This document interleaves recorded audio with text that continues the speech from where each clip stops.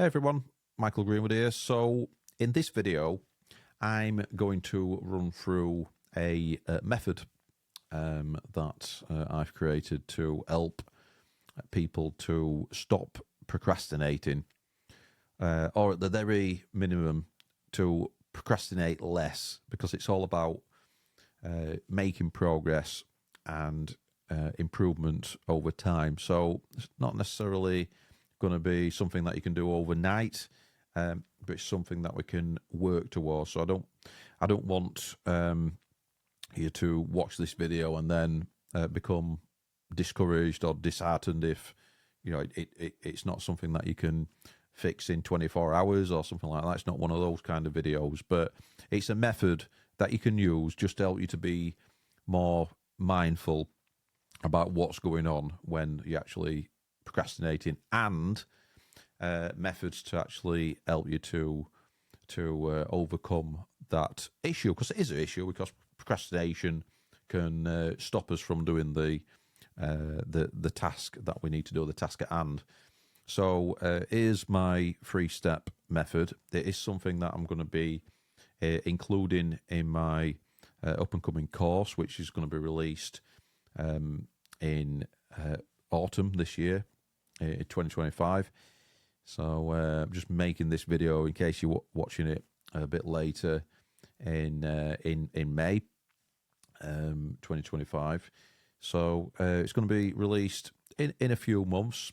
It's going to be a big old course, and it's designed to help business owners and people working in business who want to up their game in terms of creating video content for their business. So it covers everything from pre-production, production, post-production, distribution, and it's to help like I said, the small business or the micro business or the freelancer who knows that they need to get some video content out there on a regular basis, but they're perhaps struggling with something. So once you've made a decision to do something and made a plan, procrastination is one of the things that can stop us. So this is why I'm including it in the course, because to do the thing like creating video, we must put steps in place to actually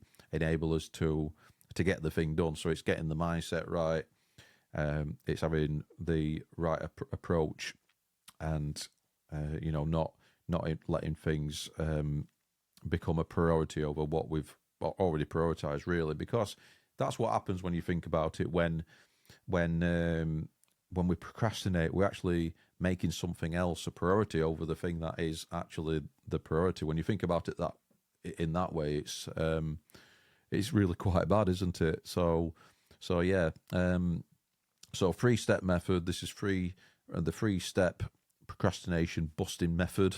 I know the title's a little bit brazen. It's not that polished, but it's kind of for that kind of effect, really. It is what it says on the tin. So let's get stuck into it then. So if you're finding yourself procrastinating on tasks, and we've all done it at some point.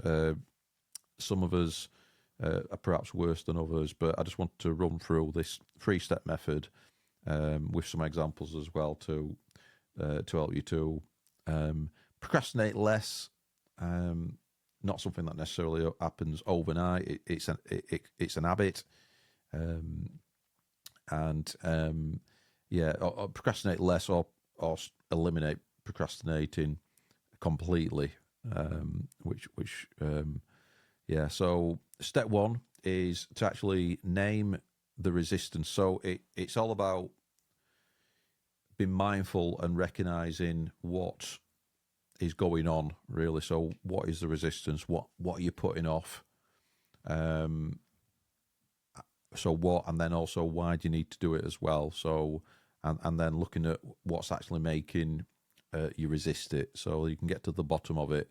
So just take a step back, with a fresh pair of eyes, nice and objectively, stop and identify exactly what you're avoiding and why. So those two things, what and why. So why do we need to do this? It's because procrastination is basically a lack of focus on the task at hand, and it's kind of chaotic as well. It includes things like a lot of us multitask, which there are legitimate forms of multitasking, such as going to the gym and listening to an audiobook, and they kind of go in hand, and you can kind of do those two things at the same time. It's maybe debatable if you're really focusing on the exercise and really focusing on the audio, but it's kind of like different parts of the brain. You can pretty much legitimately multitask on things like that, but kind of illegitimate multitasking is things like having multiple browser tabs open when you've actually said you're going to do this one thing for a 90-minute work block, and actually you just keep going between different things. Or maybe you work in an open plan office environment, like I used to, and you can hear people speaking, and you pick up on their conversations, then you're distracted and you're not really focusing on the task. So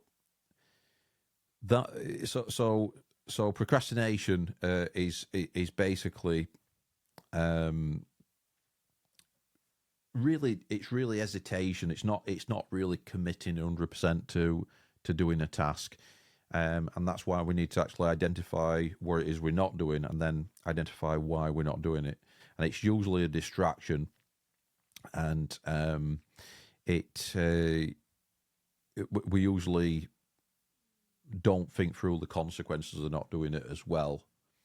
So a few things at play here, really. But it's if you think back to a time when you've procrastinated, and you might have procrastinated today, you might have procrastinated yesterday, that memory might be fresh in your mind. There's always an emotion attached to the procrastination. It's always that you feel like you'd rather do something else than do the task, and then it feels easier and more comfortable and more natural to do something else, anything else other than the task. So it's almost like your mind's betraying you. Our mind's betraying us in doing that. So we want to do the thing, but then we do something else instead because it feels better to do that. Now, comfort zone comes into this. So if you're procrastinating on something that's quite hard, then that can be one of the reasons that you'd rather do something that's easy. Because as human beings, we are naturally inclined to seek out the path of least resistance.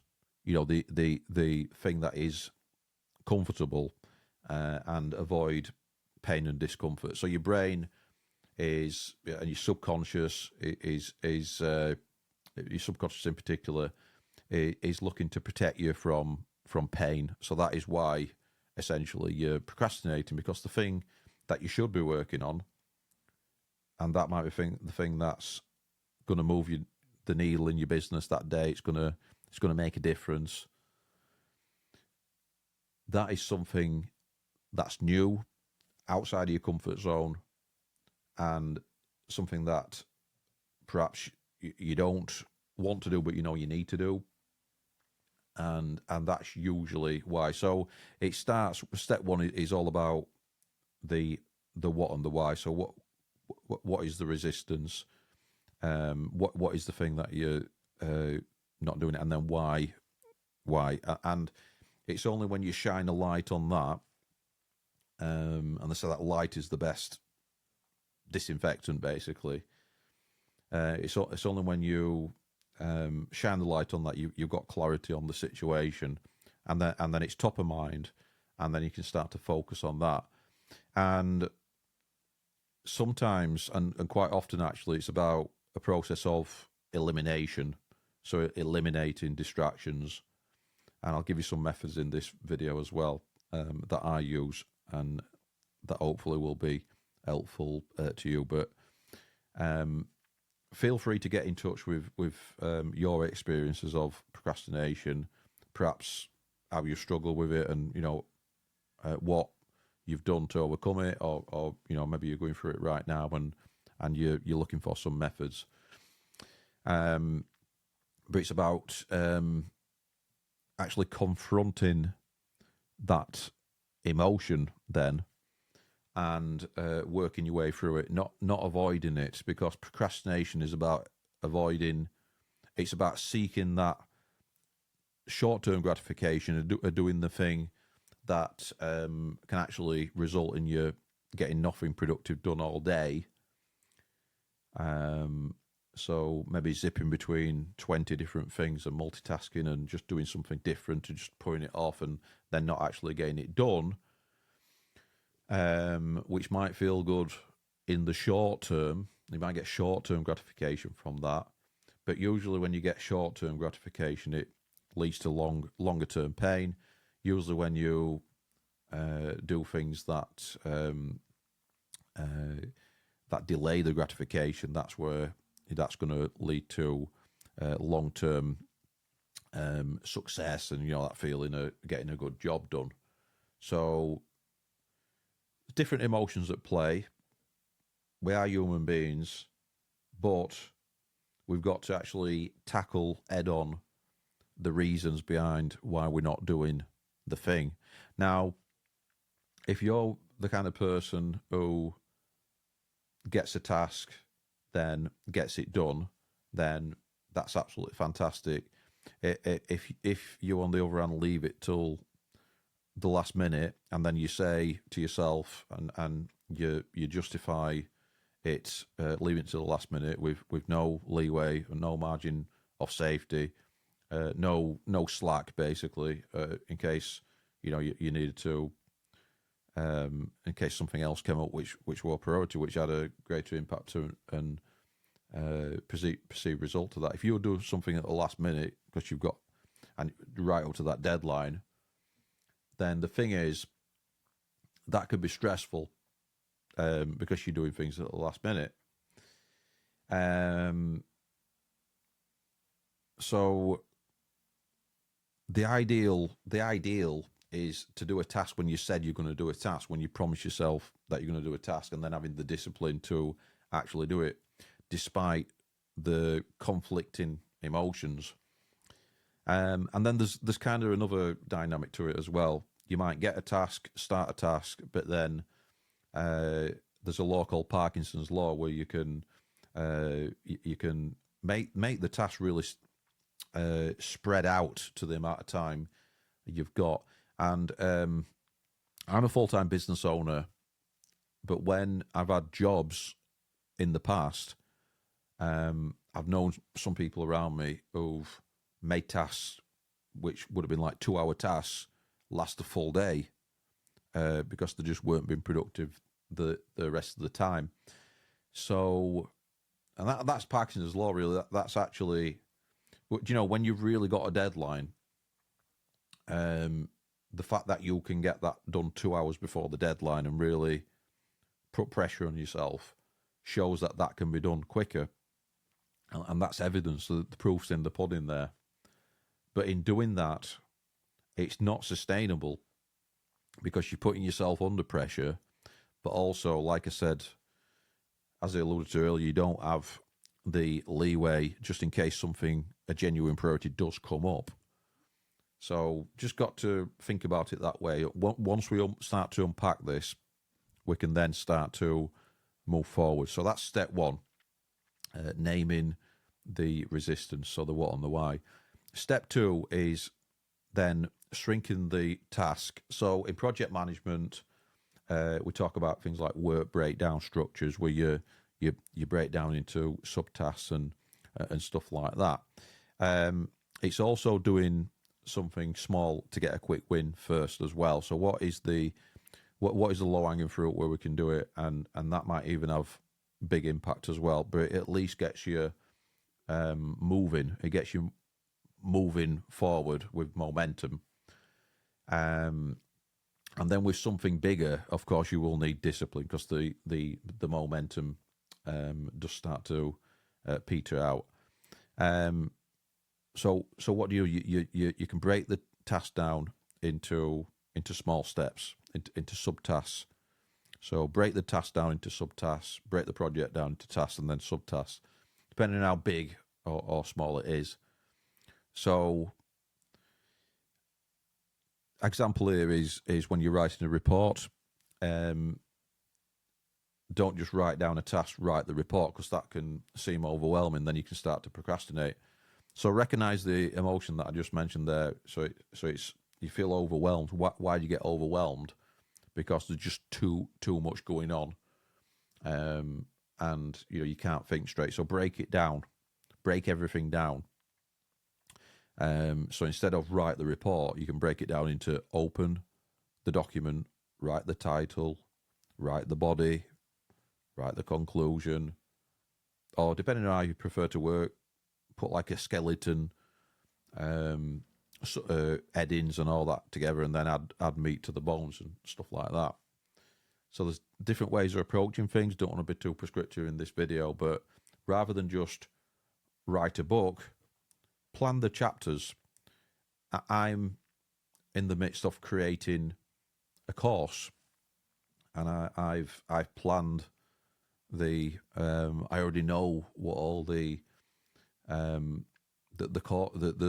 course titles or the module titles are going to be. I've not just worked in a bottom up way and just started recording a video without a script. So we've got everything broken down, scripts, that kind of thing, what equipment we'll need, what gear, that kind of thing. So that's how you do it. You break it down. How do you eat an elephant? A spoonful at a time. Right, so that's what you do. Why does it work then? So the brain doesn't like amorphic, undefined tasks. It's hard to kind of get your head around. It's hard to square things like that, basically. We like some structure. So, and also there's a initial psychological barrier. So have you ever worried about something and it doesn't turn out to be that big a deal? You're making a mountain out of a mole or that kind of thing, because we have a big psychological barrier to the unknown. And if we don't know what we're doing, basically, and we're not sure, what the first step's going to be and the next step and everything. So we need some structure as human beings. They say that we're creatures of habit and we need structure. And the opposite of structure is chaos. It's not knowing, and then that's how we get into places of anxiety, fear, and stuff like that. So, and fear, false expectations appearing real. If you think about it, if you've got a big task and you don't know how to tackle it, you can start to when you start to break it down to smaller tasks, you can start to alleviate a lot of that uncertainty. Really, because you can say, "Oh right, yeah, I know what I'm doing next now," because you put some work in. So planning ahead. If you fail to plan, you plan to fail. So break it down as something as your first initial task before you dive into it. So these small actions, they lower the psychological barrier, the blocker that we've got. And it's not so bad. It's not so bad once we get started. It's not so bad, and that's how we create that momentum. So and it motivates us and spurs us on. Think about how when you start a car and get the car moving, it takes a lot of energy, but then once you're moving, things get a bit more easier. There's momentum going. It expends less fuel. When you're going at a certain speed on the motorway, the optimum for the car, it's actually very energy efficient. But when you're in the lower gears and you're just going up to, you're just getting started, that's actually expending a lot of fuel. That's why deep work works so well, and working in like 90-minute work blocks and using techniques like just this very simple egg timer, essentially. You know, it's a kitchen timer where you can just focus on one thing, which I'll come to next. So, shrink the task down into bite-sized chunks. Next is step 3, which is to actually time lock a micro commitment. Set a timer. I like to do 90-minute work blocks. Pomodoro is good as well. So, you know, you can do 25 minutes, even if it's just 5 or 10 minutes. Set it and actually make a commitment, make a micro commitment to yourself, make a promise that you're going to work on that task for that time, right? And be honest with yourself as well. Actually write down if you do get distracted, right? And when you first start doing it sometimes helps to actually write down your feelings and stuff like that, so you can tackle your feelings as you're feeling yourself start to procrastinate. Now, sometimes we procrastinate automatically, which sounds bad, but you know, have you ever actually started? You know, maybe you're in a Microsoft Word document and you're typing, and then you find yourself on social media just scrolling, and then you think, wow, right, I've just been doing that for 10 minutes now, and then 10 minutes has gone. But think about how easy it feels to go and procrastinate for half an hour, and then you've lost half an hour of productive time, what would have been productive time. But think about when you're working on a task, how 2 or 3 minutes can feel like it's lasting a lifetime. You can switch that down by actually doing the work, and then that becomes natural. How do I explain this a bit better? So if you've ever been to the gym, and the first time you go to the gym, it just feels all awkward and you're self-conscious, and it just feels you get DOMS, so delayed onset muscle. You get the lactic acid, and you just, once you've been doing it a while, it just becomes second nature because you've built up an habit. So it's the same with stopping procrastinating or procrastinating less. You can build that muscle.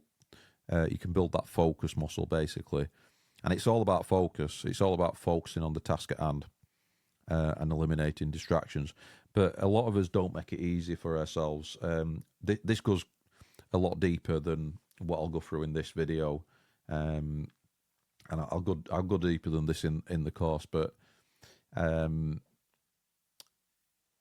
even things like your environment can have an effect on your ability to focus. So if you've got a nice tidy area without distractions, and you've got a picture on the wall that makes you feel a certain way, like inspired or calm or motivated or something like that. So this is all quite deep. So it's environmental design really makes a difference to these things. So it's the main takeaway from this section of the video. What I want you to take away is that it all goes hand in hand. It's when you're sitting down to do a task, and if you've got a chaotic environment with mess all over the place or distractions and noise, it's going to be difficult for you to not focus on those distractions, even if it's subconsciously, and that's going to take some energy as well, and take away from your focus. So whatever you decide to do, I'll tell you my method. I've got a planner. I plan tomorrow today. I write down 3 non-negotiables that I'm going to do tomorrow, and then I plan it out in my planner in 90-minute work blocks like that. Now, I'm a busy man. If something does come up, which I'm firefighting or having to react to, which can happen, I will reschedule based on priorities. And there's always one out of the 3 key tasks that I do first, because that's when my energy is at the highest in the morning. So there's planning around this as well. So is the task that you're procrastinating from doing the task that you should be doing as well? So that's a part of it as well. So So make sure that you know and you're committed to doing that task, because it's actually going to help your work or your business or whatever it is. So why does blocking some time out and committing to it and focusing on a task actually work? It's focus is the key. I'll repeat focus throughout this video. It stops overwhelm. So when you're just working on one thing and you're not thinking about anything else because you planned well, then you then can lose or not have that I need to do everything now mindset, that overwhelming thing that goes on, that multitasking thing, that, oh, I've been working on this for 2 minutes. Oh, what about that? I better start working on that. Oh, that shiny object. Let's have a look at that. Oh, that thing I was looking on Amazon. Let's have a look at that. Yep. So the other thing is, when you block out some time, make that commitment to yourself. If you don't do that thing, you're going to let yourself down. So I'll go into paradigms now. So let's say you've got here your goal, and down here you've got your current subconscious. And the subconscious is the way that you've done it in the past. So the way that you've done it in the past, your brain is going to want to suck you back into that subconscious. Suck you back into that comfort zone and protect you from pain and discomfort. So if you set something in your diary and you don't do it, then that gap's going to stay. And eventually, actually, your goal, chances of you doing your goal is going to come down because you're letting yourself down, right? So you're going to sink back into that current self. So you're looking to level up into a 2.0 version of yourself, and that 2.0 version of yourself does do what they promise they're going to do. They have integrity with yourself. So what's the opposite of that? It's, again, you've got what you said you were going to do, and then your old self, so your subconscious, your routine, your automations, your habits. So the old habit is to procrastinate. So every time that you set something in your diary and do it and get it done and do what you promise yourself, your confidence is going to come up, and your subconscious is going to believe that you're becoming this new person, because you're operating as the new version of yourself, basically. So then you do then eventually become that version of yourself. So it's worth doing an exercise in writing down what the future version of yourself is like, what they do, how they act, and then start acting like that. So old version of yourself, current version of yourself procrastinates, isn't very productive, might be a busy fool, does the things that don't matter because they feel good, doesn't get the stuff done that they need to do that's going to move the needle. So that's the reality of the situation. Now, the issue is that a lot of people get defensive and aren't introspective and aren't self-critical because they don't want to feel that pain. But to make progress, we need to go through terror barriers. We need to go through pain. We need to go through all that threshold. We get through to the other side. They say, when you're going through hell, keep on going. Don't stay. You don't want to stay in hell, do you? You keep on going. And the thing is, life is about challenges and looking for the good in challenges. Look at what's the silver lining in this challenge. What is it teaching me? What's the lesson? Right? So the lesson of becoming a more disciplined individual is that then you can trust yourself to do what you said you were going to do. So you've got more self-confidence. And that's essentially where self-esteem comes from. And